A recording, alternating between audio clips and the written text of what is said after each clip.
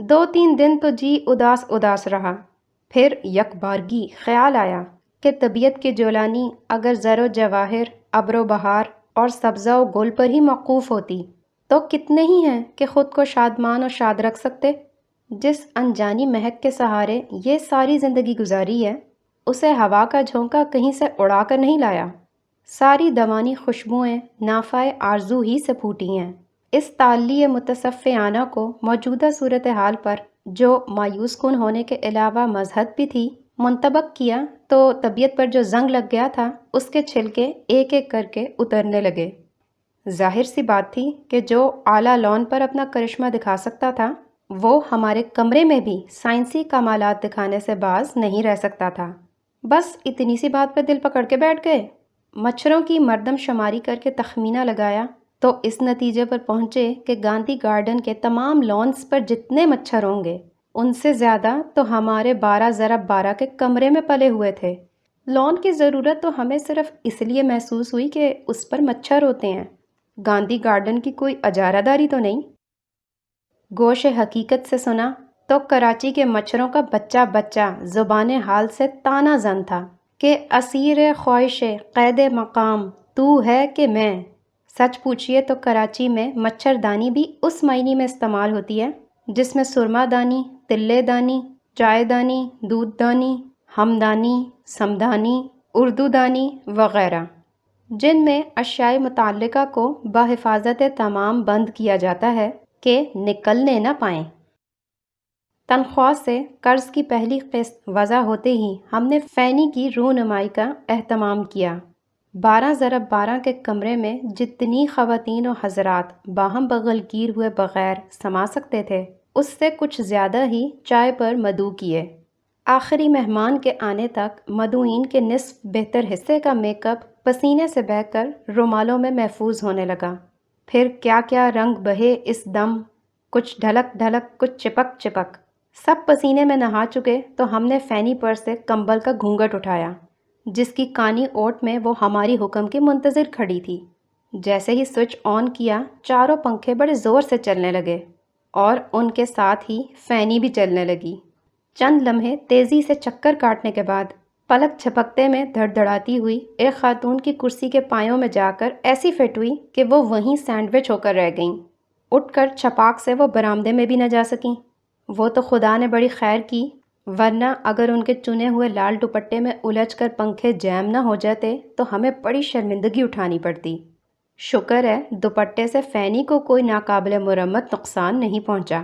دوپٹے کے اس اثنا میں نہایت موزوں سائز کے سرخ ربن بن گئے تھے جن سے اسکول جانے والی بچیوں کی چٹیاں 4-5 سال تک گوندی جا سکتی تھیں۔ فینی کو تو منا کر ہم پھر کرتب دکھانے کے لیے وسط میں لے آئے، لیکن وہ خاتون کمبل کا گھونگھٹ کاڑ کے ایسی بیٹھیں کہ فینی کو ناخن تک نہ دکھایا۔ اب جو بیگم نے سوئچ آن کیا تو فینی ہمیں اٹھائے اٹھائے پھرکی کی صورت گھومنے لگی۔ ایک بچہ اپنی امی کی گود سے اتر کر ضد کرنے لگا، میں بھی انکل کے ساتھ میری کو راؤنڈ پر بیٹھوں گا۔ چاروں پنکھوں کے ہارس پاور کی زور سے فینی اتنی تیزی سے گھوم رہی تھی کہ اپنا توازن قائم کرنے کے لیے ہم نے اپنی ٹانگیں آخری انچ تک پھیلا دیں اور ہماری ریوالونگ لات کے قطر سے بچنے کے لیے مہمان گرامی اور ان کی بیگمات نزدیک ترین کونے میں منہ دے کر کھڑے ہو گئے۔ فینی پر سے چھلانگ لگا کر ہم نے سوئچ آف کیا۔ اب کی دفعہ ہم نے بیگم کو بھی فینی پر بٹھا کر پنکھے آن کیے تو مجال ہے فینی اپنی جگہ سے ذرا بھی ہل جائے۔ اب جو فینی جم کے جی لگا کے چلی تو قیامت آ گئی، چوطرفہ جھکڑ چلنے لگے۔ کمرہ دراصل اتنا چھوٹا تھا کہ اس میں زیادہ آکسیجن کی سمائی بھی نہیں تھی۔ ایسی طوفانی ہوائیں ہم نے زندگی میں صرف ایک بار دیکھی تھیں جب چٹاگانگ میں سرخ سائیکلون آیا تھا۔ ایسا لگتا تھا کہ کمرے کی ہر وہ چیز جس کا وزن فینی اور ہم میاں بیوی کے وزن سے کم ہو ہوا میں اڑ رہی ہو۔ اس افراتفری میں ہم فینی ڈارلنگ کا انجام بتانا تو بھول ہی گئے۔ اس رونمائی کے چند ہفتے بعد ہمیں اوکاڑا منڈی جانا پڑا۔ وہاں گڑ کی ایک دکان کا سٹاک چیک کرنے پہنچے تو مال کہیں نہ نظر آیا۔ دکاندار سے پوچھا، میاں گڑ کہاں ہے؟ انہوں نے اپنے منہ پر انگوچھا ڈالا اور دونوں ہاتھوں سے زور زور سے کھجور کا پنکھا جھلا۔ تو زندہ مکھیوں کے نیچے سے بوریاں اور بھیلیاں برآمد ہوئیں جن میں مردہ حنوط مکھیوں کو گڑ میں کاڑھا گیا تھا۔ خیال آیا آئندہ اسٹاک چیکنگ میں آسانی رہے گی، فینی اس غریب کو کیوں نہ بھجوا دیں۔ لیکن ایک دن مسٹر اینڈرسن سے یوں ہی ذکر آ گیا تو انہوں نے محض اس بنا پر گہری شیفتگی کا اظہار کیا کہ اس کے پنکھے کبھی بحری جہاز کا حصہ رہ چکے ہیں۔ سمندری جہاز شاہی سواری ہے، کیا کہنا، اور فرسٹ کلاس میں تو ڈرنکس اتنے وافر کہ کوئی گدھا ہی ہوگا جو ایسے میں ٹھوس غذا کو ہاتھ لگائے۔ دوسرے دن ہم نے پنکھے نکلوا کر ان کی نظر کر دیے۔ انہوں نے انہیں دوبارہ الٹوا کر غسل خانوں میں لگوا لیا۔ چونکہ اصولاً وہ ماتحتوں سے مفت چیزیں لینے کے سخت خلاف تھے، اس لیے بدلے میں انہوں نے ہمیں اپنا پاسپورٹ فوٹو ماں دستخط عنایت فرمایا۔ زینت مینشن میں ایک تنگ و تاریک سی کیبن تھی جس میں ڈھنگ کی ایک میز بھی نہ تھی۔ اس میں 4 آدمیوں کی شانہ بشانہ نشست کا اس طرح اہتمام کیا گیا تھا کہ دیوار میں چیڑ کا ایک آدھ فٹ لمبا 1.5 فٹ چوڑا تختہ کیلوں سے جڑ دیا گیا تھا جسے کاؤنٹر کہتے تھے، اس لیے کہ ڈکشنری میں اس شے کے لیے کوئی علیحدہ لفظ نہیں تھا۔ بیٹھے تو کھوے سے کھوا، زانوں سے زانوں، قلم سے قلم چھلتا تھا۔ 100 سال پرانی چھت پر چھپکلی بھی ذرا بے احتیاطی سے چلتی تو ہمارے سر پر پلستر گرتا، دیوار بوسیدہ اور سیلی سیلی، کیلیں بار بار اکھڑ جاتی۔ بیشتر وقت ہم تختے کو گود ہی میں لیے بیٹھے رہتے۔ اس بلیک ہول میں کسی طرف سے روشنی کا گزر نہ تھا۔ ہوا کے جھونکے البتہ باتھ روم سے گزر کر برابر آتے اور ہر دفعہ تازہ بدبو لاتے۔ مکھی اور مچھر یہاں زندہ نہیں رہ سکتے تھے۔ کھٹملوں کا ہم نے عمدن ذکر نہیں کیا۔ دور ترین کونے میں 15 واٹ کا ایک ننگا بلب لٹکا ہوا تھا۔ اسے ستری سے کھینچ کر ایک ایسے غیر جانبدار نقطے پر لے آئے تھے کہ سب کو یکساں طور پر دھندلا نظر آئے۔ یہ بینک کا رجسٹر آفس اور چیف اکاؤنٹنٹ کا آفس تھا۔ کلرک تو خیر اپنا وجود رکھتے تھے، لیکن تینوں افسر ایک ہی قمیص پتلون کے کوزے میں بند تھے۔ بینک میں ملازم ہوئے ہمیں مشکل سے 3 سال ہوئے ہوں گے کہ اینڈرسن نے از راہ مرحمت ہمیں چیف اکاؤنٹنٹ بنا دیا۔ سیکرٹری اور انسپیکٹر آف برانچز کے عہدوں پر ہم پہلے سے فائز تھے۔ ہماری دن دوگنی رات چوگنی ترقی سے بینک کو کل 15 آنے کا نقصان ہوا، اس لیے کہ 3 ربڑ سٹامپ بنوانے پر اس زمانے میں یہی لاگت آتی تھی۔ اینڈرسن ڈسپلن، دفتری آداب اور ضابطے کا اس قدر پابند تھا، کبھی ہمیں نام لے کر نہیں بلاتا تھا، بلکہ کاغذات کی نوعیت دیکھ کر چپڑاسی کو حکم دیتا کہ انسپیکٹر آف برانچز کو بلاؤ، کمپنی سیکرٹری کو سلام کرو، ایک دم چیف اکاؤنٹنٹ کو حاضر کرنا مانگتا، اور جس حیثیت سے طلب کرتا صرف اسی کے متعلق سوال کرتا۔ دوسرے عہدے سے متعلق کچھ پوچھنا ہو تو 2-3 منٹ کا وقفہ دے کر دوبارہ طلب کرتا۔ ایک دن اس نے ایک گوشوارے میں، جسے ہم نے خود بنا کر خود ہی بحیثیت چیف اکاؤنٹنٹ چیکنگ کر کے دستخط کر دیے تھے، ایک موٹی سی غلطی پکڑی اور ہمیں دھمکی دی کہ میں چیف اکاؤنٹنٹ کے کام کو ابھی انسپیکٹر آف برانچز سے سرپرائز چیکنگ کروا کے پرخچے اڑوا دوں گا۔ کبھی اظہار خوشنودی کرنا ہو تو یہ نہیں کہتا تھا کہ میں تمہارے کام سے خوش ہوں، بلکہ فقط اتنا اعتراف کرتا تھا کہ جرنل مینیجر سر دست انسپیکشن ڈپارٹمنٹ سے غیر مطمئن نہیں۔ گفتگو صیغہ جمع غائب ہی میں ہوتی تھی، حالانکہ ڈپارٹمنٹ مذکور ہماری ذات واحد پر مشتمل تھا اور اس کی علیحدہ دوات تک نہیں تھی۔ ویسے تو گھنٹی بھی نہیں تھی، لیکن اس کی کمی ہم نے کبھی محسوس نہ کی، اس لیے کہ اسے بجا کر بلا لینے کے لیے ایک علیحدہ چپڑاسی بھی نہیں تھا۔ ایک مشترکہ چپڑاسی کو اپنی جیب خاص سے 4 روپے ماہوار دیتے تھے۔ وہ ہمیں صبح شام سلام کرنے کے علاوہ کبھی کبھار دفتری کام بھی کر دیتا تھا۔ کام اتنا زیادہ تھا کہ 1-1:30 بجے تک ختم ہونے کی صورت نظر نہ آتی تو نیند اڑانے کی گولی کھا لیتے۔ جنرل مینیجر نے فیصلہ کر لیا تھا کہ جب تک اسٹاک ایکسچینج میں بینک کے شیئرز کی قیمت نہیں بڑھے گی، عملے میں ایک چپڑاسی کا اضافہ نہیں ہونے دیا جائے گا۔ ادھر کراچی اسٹاک ایکسچینج ہماری بد دعائے نیم شبی سے ڈرنے والا نہیں تھا۔ کافی عرصے تک کھڑے ہو کر اونچے کاؤنٹر پر خود کام کیا یا اوروں کو چیک کیا۔ رفتہ رفتہ صحت گری تو شام تک پیروں پر اتنا ورم آ جاتا کہ 7 بجے تک جوتے اتارنے پڑتے۔ چند مہینوں سے سینے میں بھی دائیں طرف درد رہنے لگا۔ ایک دن ایک ڈاکٹر کو دکھایا۔ اس نے نرمی سے کہا، دایاں پھیپڑا متاثر معلوم ہوتا ہے۔ پوچھا، کاہے سے؟ رکھائی سے بولا، آف کورس، ٹی بی سے۔ فوراً ایکس رے، خون اور تھوک ٹیسٹ کروانے اور 3 مہینے کی رخصت پر کوئٹہ یا مری جانے کی ہدایت کی۔ 1.5 سال بعد جب ہماری مالی تکالیف میں افاقہ ہوا تو ایکس رے کروایا۔ اس سے تصدیق ہوئی کہ دائیں پھیپڑے پر ایک زخم تھا جو کبھی کا مندمل ہو چکا ہے۔ اس سے ہمیں اپنی قوت ارادی کی مضبوطی کی داد مطلوب نہیں، بلکہ ٹی بی کے جراثیم کی نقاہت اور بودا پن دکھانا مقصود ہے۔ اکثر 7 میل پیدل ہی گھر جانا پڑتا تھا، خواہ رات کے 3 بج جائیں، بارش آئے، آندھی آئے اور چاہے تو بس ہی کیوں نہ آ جائے، ہم گھر ضرور جاتے۔ حالانکہ بینک میں کس چیز کی کمی تھی؟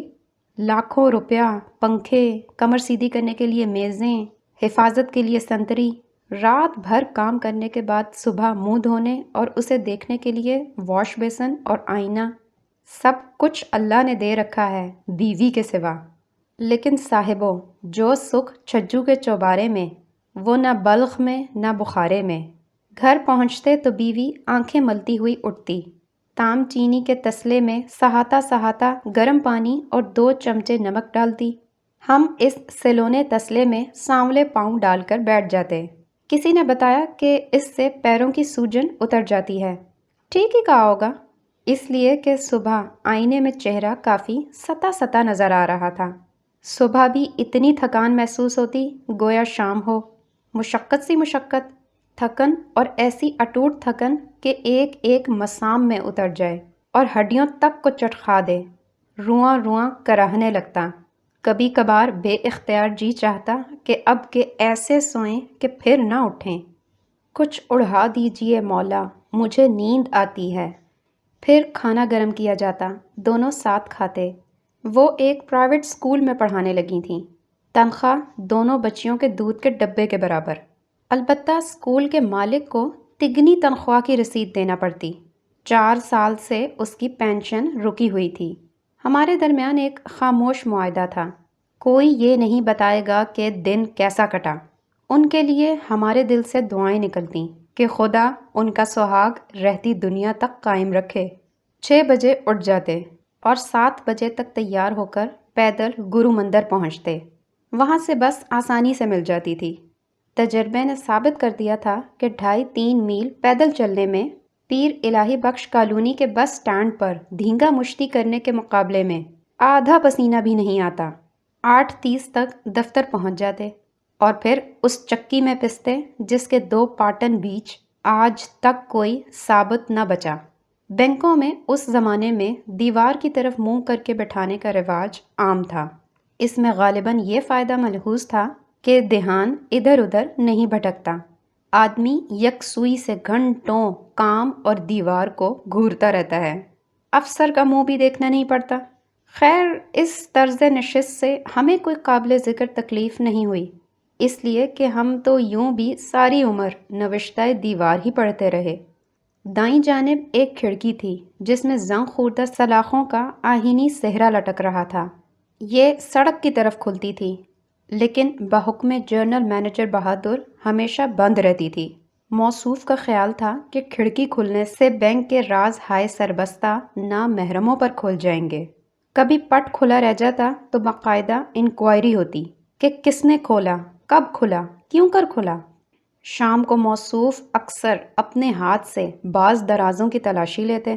زنگ اور دیمک نے ترس کھا کر اس کھڑکی میں ایک ذیلی کھڑکی بنا دی تھی جس سے چائے کا کپ اور سر بآسانی گزر جاتا۔ اس کے سامنے کی ایک سلاخ کسی شوریدہ سر نے نکال دی تھی۔ جی گھبراتا تو ہم اس سوراخ میں سے باری باری سڑک کی سیر کرتے۔ یہ شاہ جہانی روزن کہلاتا تھا۔ روایت یہ ہے کہ شاہ جہاں جب قلعہ آگرہ میں اسیر ہوا تو دیوار زندہ پر لگے ہوئے ایک نگینے پر سے نظریں نہیں ہٹاتا تھا۔ اس میں اس کی چہیتی کے روزے کی پوری تصویر نظر آتی تھی۔ ہمیں سردی گرمی، پھوار پڑنے، دھوپ ڈلنے اور چاندنی پھیلنے کا اندازہ اسی روزن سے ہوتا تھا، ورنہ اندر تو ہمیشہ جھٹپٹے کا سا سما رہتا تھا۔ غروب آفتاب کے بعد اسے جھاڑن سے ڈھک دیا جاتا، اس لیے کہ سنسان سڑک اور گھپ اندھیرا دیکھ کر دل بیٹھنے لگتا۔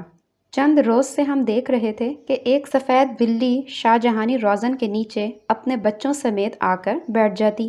ایک دن اس نے بہت میاؤں میاؤں کی تو ہم نے فٹ پاتھ پر بیٹھے ہوئے ملبری چائے والے کو ایک کنی پھینک کر اسے دودھ پلوا دیا۔ اس کے بعد یہ روز مرہ کا معمول ہو گیا۔ وہ شام پڑتے ہی وہاں آ جاتی، ہم اس کا حق ادا کرتے۔ اس کے بچوں کی بڑھوار دیکھ کر جی خوش ہوتا۔ کبھی ہم وہاں نہ ہوتے یا اس کی فریاد پر دھیان نہ دیتے تو وہ جنگلے پر چڑھ کر روزن میں سے جھانکتی۔ اس کی نیلی آنکھوں میں بڑی بے بسی جھلکتی۔ دودھ پی پلا کر کچھ دیر اپنے بچوں سے ہمارا جی بہلاتی، پھر اٹھ کر چلی جاتی۔ دوسرے دن 6 بجے سے پہلے نظر نہ آتی۔ گھر پر بچے روزانہ پوچھتے، آج وہ بچے کتنے بڑے ہو گئے ہیں؟ اگر ہمیں اتوار کو بینک نہ آنا ہوتا تو سنیچر کی شام کو اس کے دودھ کی اکنی چائے والے کو پیشگی ادا کر دیتے۔ کچھ دن سہ پہر ہی سے ہمیں اس کا انتظار رہنے لگا۔ پالتو جانور کی چپ اور اس کا پیار کتنا بھرپور ہوتا ہے، اس کا اندازہ اس وقت ہوتا ہے جب آدمی دکھی ہو یا تنہا۔ اس کے بھی 4 بچے تھے۔ بارش کے دن تھے، جھڑ لگ رہی تھی۔ ایسی بارش اور ایسی چھت کراچی میں پھر کبھی نہیں دیکھی۔ لگتا تھا آسمان کا پیندہ چھلنی ہو گیا ہے۔ مکان کی چھت بھی چھلنی ہو رہی تھی اور کمرے کے ایک کونے سے دوسرے کونے تک جانے کے لیے چھتری لگانی پڑتی تھی۔ کوئی جگہ ایسی نہ بچی جہاں آدمی موسمی حالات سے ہر لحظہ باخبر رہے بغیر سو سکے۔ اس کے باوجود ہم اس بے چینی اور پھرتی کا مظاہرہ نہیں کر سکے جس کا نذیر اکبر آبادی مذاق اڑاتے ہیں کہ مدت سے ہو رہا ہے جن کا مکاں پرانا، اٹھ کے ہے ان کو می میں ہر آن چھت پہ جانا۔ چھت پر جانے سے ایک تو پڑوسنے مچھردانی اوڑھ لیتی ہیں اور ان کے مرد مچھردانی کے بانس لے کر باہر نکل آتے ہیں۔ دوسرے کوئی زینہ سرے سے بنایا ہی نہیں گیا تھا، اس لیے کہ چھت اپنے ہی بوجھ کی متحمل نہیں تھی۔ دوسرے کمرے کی چھلنی کے چھید اتنے بڑے تھے کہ اس کا پرنالہ ہی خشک ہو گیا۔ ایک رات ایسی بھی گزری کہ رات بھر چھت روتی رہی، اس کی دیکھا دیکھی بچے بھی، اور انہیں دیکھ کر ہماری آنکھ بھی بھر آئی۔ ان سب کو رقت سے باز رکھنے کے لیے ہم نے دوسرے دن لنچ کے وقفے میں 8 پاؤنڈ سیمنٹ خریدا اور شام کو اسے لفافے میں ڈال کر بوچھاڑ سے بچتے چھپاتے بس اسٹینڈ کی طرف روانہ ہوئے۔ اتنے میں ایک 20 گز لمبی کار دائیں طرف سے ہمارے آدھے جسم اور لفافے پر برساتی پانی اور کیچڑ کا سپرے پینٹ کرتی زوں سے گزر گئی۔ کچھ دیر بعد ایک اور کار آتی ہوئی نظر آئی تو ہم نے دوسرا گال بھی پیش کر دیا تاکہ ہمارے کپڑوں کا بایاں حصہ بھی دائیں کے ہم رنگ ہو جائے۔ آخری 19 نمبر کی بس پہنچنے والی تھی۔ کیچڑ میں لت پت ہونے کا یہ فائدہ ضرور ہوا کہ زندگی میں پہلی بار کشتی لڑے بغیر بس پر چڑھنے میں کامیاب ہو گئے۔ کسی نے فاؤل نہیں مارا، کسی نے کمر میں ہاتھ ڈال کر پیچھے نہیں کھینچا۔ ہم سیٹ پر بیٹھنے والے تھے کہ ایک صاحب جو ہمارے بعد چڑھے تھے اپنے بریف کیس کے بمپر سے ہمیں دھکیل کر ہماری سیٹ پر قابض ہو گئے۔ انہوں نے سفید شارک سکن کا سوٹ پہن رکھا تھا جو تربتر تھا مگر بے داغ۔ ہم ان کے پہلو میں چھت کا ڈنڈا پکڑ کر بس کے جھٹکوں کے ساتھ جھولنے لگے۔ ان کی نگاہیں ہمیں جھڑکتیں، پرے ہٹنے کی ہدایات کرتیں۔ بس بڑی تیزی سے کیچڑ اچھالتی جا رہی تھی اور ہم گیلے لفافے کو سینے سے لگائے جھوم رہے تھے کہ ایک بڑھیا نے اچانک سڑک پار کرنے کی کوشش کی اور بس 2 زبردست جھٹکوں کے ساتھ رکی۔ کھڑے ہوئے مسافروں کی لائن میں ہم ہر سر پہلے پیچھے اور پھر آگے والے سر سے ٹکراتے رہے اور مضروبین نے ایک دوسرے کو ذرا ہوش کر کے کھڑے رہو کی تنبیہ کی۔ ہم نے لفافے کو گرنے سے روکنے کے لیے اس میں مضبوطی سے انگلیاں گاڑ دیں۔ یکا یک بھیگا ہوا لفافہ پھٹا اور سیمنٹ کا پرنالہ شارک سکن کے سوٹ پر دھواں دھار گرا۔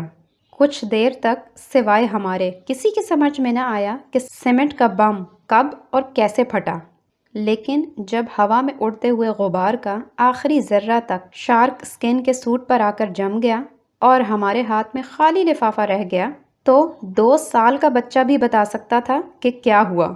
2 سال کی قید ہم نے اس لیے لگائی کہ اس سے کم عمر کا بچہ سچویشن کو سمجھ تو سکتا ہے مگر الفاظ میں ادا نہیں کر سکتا۔ بچے بولنے سے پہلے ہنسنا سیکھتے ہیں۔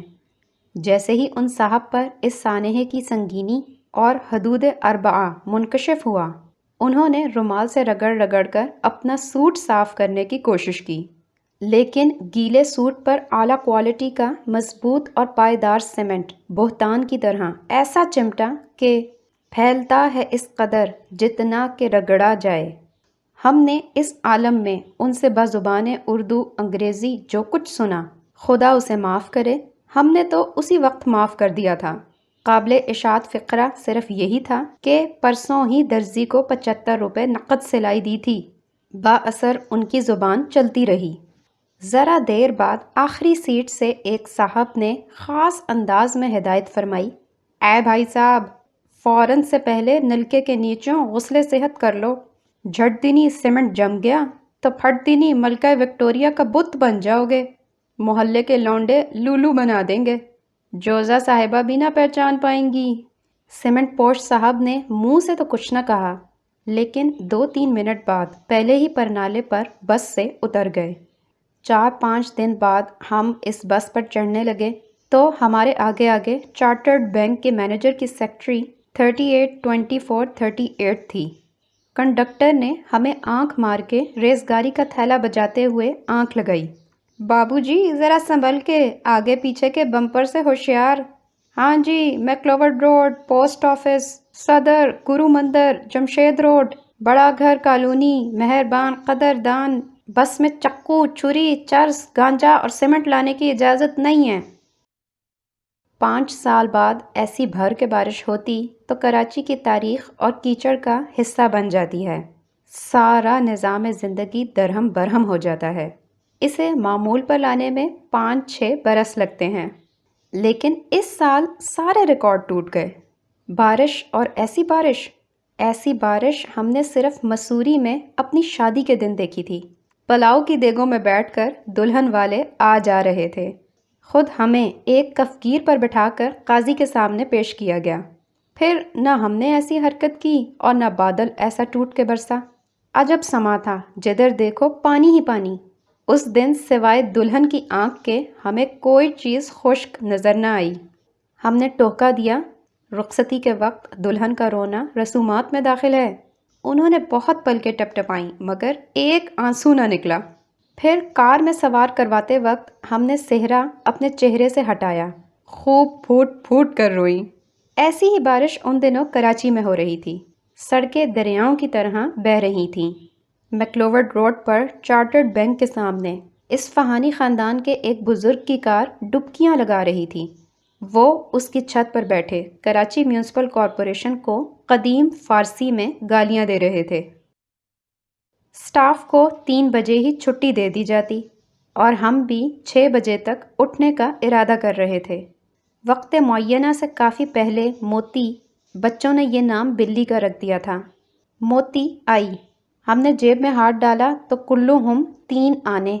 اب اسے اور اس کے ٹبر کو 1 آنے کا دودھ پلوا دیتے تو بس کے ٹکٹ میں 2 پیسے کم پڑ جاتے۔ وہ کھڑکی کے نیچے بھیگتی رہی، روتی رہی، ہم نے پرواہ نہ کی۔ پھر اس نے پنجوں سے کھر کھر اور بار بار روزن سے جھانکنے کی کوشش کی تو ہم نے اسے جھاڑن سے ڈھک دیا تاکہ یکسوئی سے کام سمیٹ سکیں۔ کچھ دیر بعد وہ اپنے رزق کی تلاش میں کہیں اور نکل گئی۔ بارش ذرا تھمی، ہم اٹھنے کی تیاری کر رہے تھے کہ چائے والا، جس نے اپنی دکان ایک دروازے کی محراب میں منتقل کر لی تھی، کھڑکی کو کھٹکھٹانے لگا۔ ہم نے پوچھا، کیا بات ہے؟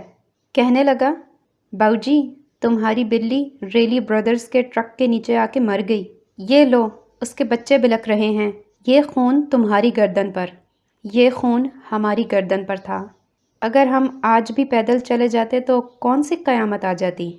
چاروں بچے بارش میں شرابور تھر تھر کانپ رہے تھے۔ ہم نے سب سے چھوٹے کو اٹھا کر میز پر بٹھا کر ڈسٹر سے خشک کیا تو اس کی آنکھوں کی طرف نہ دیکھا گیا، ہو بہو ماں جیسی۔ بارش پھر تیز ہو گئی۔ ہم نے کھڑکی کھولی۔ کچھ دیر دیکھنے کے بعد ہم نے 3 آنے بہتے نالے میں بہا دیے۔ انہی کی وجہ سے وہ اپنی جان سے گئی تھی۔ ہفتوں اس کی اداس نیلی نیلی آنکھیں اس روزن سے جھانکتی ہوئی دکھائی دیں۔ آخر ہم نے تنگ آ کر اس روزن پر براؤن کاغذ چپکا دیا۔ چاچا فضل الدین صبح ہمارے لیے پھر سیمنٹ خرید لایا تھا، اس گارنٹی کے ساتھ کہ اب کی دفعہ لفافہ سیمنٹ سے زیادہ پائیدار ہے۔ اس نے کہیں سے ٹوکری بھی برآمد کی جس میں لفافہ اور 4 بچے رکھ کر ہم برستے می میں پیدل روانہ ہو گئے۔ وہ 3 آنے ہمارے پاس ہوتے بھی تو کچھ کام نہ آتے، اس لیے کہ بسیں چلنی کبھی کی بند ہو چکی تھیں۔ پانی کی چادر چل رہی تھی۔ پہلے تو کچھ سمجھ میں نہ آیا کہ سڑک کہاں ہے، لیکن 7-8 ڈبکیوں کے بعد آسان پہچان ہاتھ آ گئی۔ جہاں جہاں پانی زیادہ گہرا اور گڑھے تھے وہی سڑک تھی۔ بندر روڈ طغیانی پر آئی ہوئی تھی۔ ہم اس کی موجوں اور کوڑے کے تھپیڑوں سے بچتے بچاتے گلیوں گلیوں جا رہے تھے۔ لائٹ ہاؤس سینما کے پاس کمر کمر پانی تھا، بشرطے کہ کمر والے کا قد 6.5 فٹ ہو، لیکن گلی بہت بہتر تھی، وہاں صرف کیچڑ تھا، چنانچہ ہم وہاں ہو لیے۔